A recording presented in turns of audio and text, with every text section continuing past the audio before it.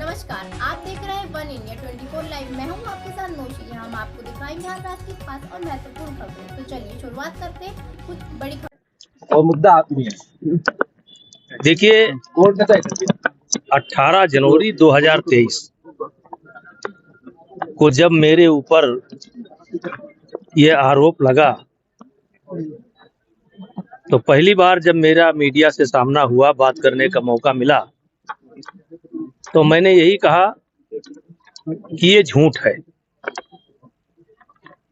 और साथ ही साथ मैंने एक बात और कही थी कि अगर ये आरोप मेरे ऊपर साबित हो जाएगा तो मैं स्वतः फांसी पर लटक जाऊंगा। और तब से लेकर के आज तक मैं अपनी बात पर कायम हूं। मुझे अपने ऊपर भरोसा था। मैं दूसरे को नहीं जानता, लेकिन कम से कम अपने आप को जानता हूं। मुझे भरोसा था और न्यायपालिका पर विश्वास था। आज वो मेरा भरोसा जो था वो कायम रहा। दूध का दूध, सबके सामने सच सामने आ गया। षड्यंत्र था, उजागर हुआ। वो सारी शक्तियां बेनकाब हो गई और एक बार फिर मैं आज गर्व के साथ हनुमानगढ़ी गया, अयोध्या के साधु संतों का दर्शन किया और नंदिनी माता पर मैं इस समय खड़ा हूं। और न्यायपालिका ने जो किया वो अच्छा किया। जो 2 साल से ज्यादा की लड़ाई आपने लड़ी, कहीं ना कहीं उस कानून का दुरुपयोग करके परेशान भी करने की बात आपने कही। क्या लगता है कि इस कानून का दुरुपयोग और कितने लोगों के साथ? देखिए, जो गया उसके लिए कोई पछतावा नहीं है उनसे ऊपर, और जो मिला वो कम नहीं है। मैं पहले भी अपनी बात पर कायम था, आज भी अपनी बात पर कायम हूं। देश के अंदर 3 कानून इस समय, एक दलित उत्पीड़न जो कि दलितों के संरक्षण के लिए बनाया गया था, कमजोर वर्ग के संरक्षण के लिए बनाया गया था। दहेज उत्पीड़न जो महिलाओं के संरक्षण के लिए बनाया गया था। और यौन उत्पीड़न, किसी बच्चे के साथ, किसी महिला के साथ जबरदस्ती होती है, अत्याचार होता है, तो उनके संरक्षण के लिए कानून बनाया गया था। मेरी नजर में इन तीनों कानूनों का पूरे देश में, एक जगह नहीं, पूरे देश में बड़े पैमाने पर इसका दुरुपयोग हो रहा है। इस कारण से नौजवान आत्महत्या कर रहे हैं, अधिकारी आत्महत्या कर रहे हैं, साधु संत आत्महत्या कर रहे हैं, अपमानित जीवन जी रहे हैं। मेरी ये मांग कभी नहीं है या न कभी होगी कि इस कानून को समाप्त किया जाए, क्योंकि ये कानून कमजोर लोगों के संरक्षण के लिए बनाए गए हैं। ये कानून रहना चाहिए, लेकिन इसका दुरुपयोग कैसे रोका जाए, इस बात पर विचार करने का समय आ गया है। क्योंकि इसके कारण समाज में बहुत भय व्याप्त है। लोग आत्महत्या कर रहे हैं, लोग जेल जा रहे हैं। चलिए, मुझको तो न्याय मिल गया, लेकिन ऐसे लड़के जो आज इस दुनिया को छोड़कर चले गए या दुनिया को छोड़कर चले जाते हैं, तो कब तक ऐसा चलता रहेगा? इसलिए मैं सरकार से मांग करता हूं कि इसके दुरुपयोग पर विचार करें। तो क्या आपको लगता है कि संशोधन होना चाहिए? अब देखिए, सब लगातार, अब आप सारे प्रश्न जो किए, मैंने अपना विचार प्रकट किया है।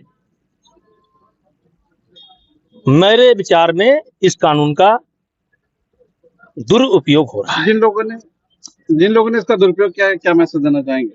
उनके साथ क्या होना चाहिए जिन लोगों ने इसका दुरुपयोग? नहीं, मैंने किसी एक प्रकरण का सवाल नहीं उठाया। हमने जनरल सवाल उठाया है कि इस कानून का दुरुपयोग कैसे बंद हो। ये सरकार गंभीरता पूर्वक इस पर विचार करे और 2 गुना दंड का प्रावधान करे। अगर कोई आदमी अदालत से बरी हो जाता है, निर्दोष साबित हो जाता है, तो उसको कोर्ट न जाना पड़े, या सरकार और कोई रास्ता निकाले।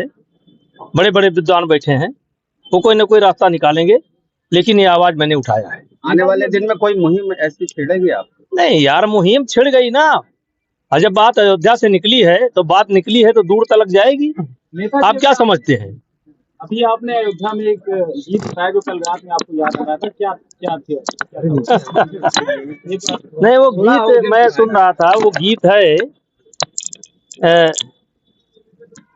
कभी तो बता दो मेरे पास आके, मिला है तुम्हें क्या मुझको सता के, खता क्या थी कि तुम खफा हो गए। चलिए आगे का नहीं कहा जाता। अब आगे की क्या तैयारी है? आगे कोई तैयारी नहीं है।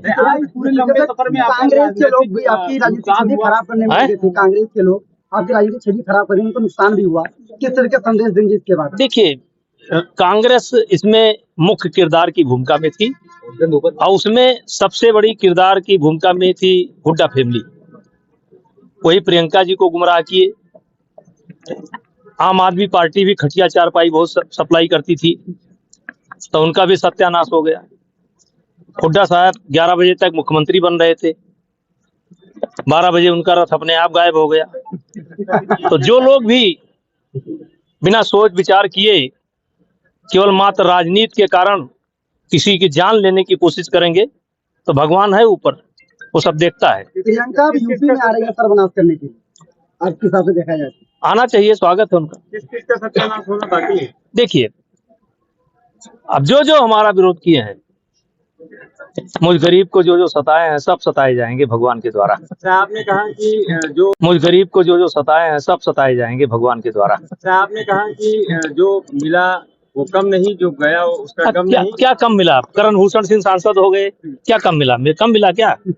बैठे बैठे सांसद हो गए 15 दिन के अंदर। कुश्ती संघ की अध्यक्ष चले गई, वो हमारे लिए नहीं नहीं नहीं, आप गलत हैं।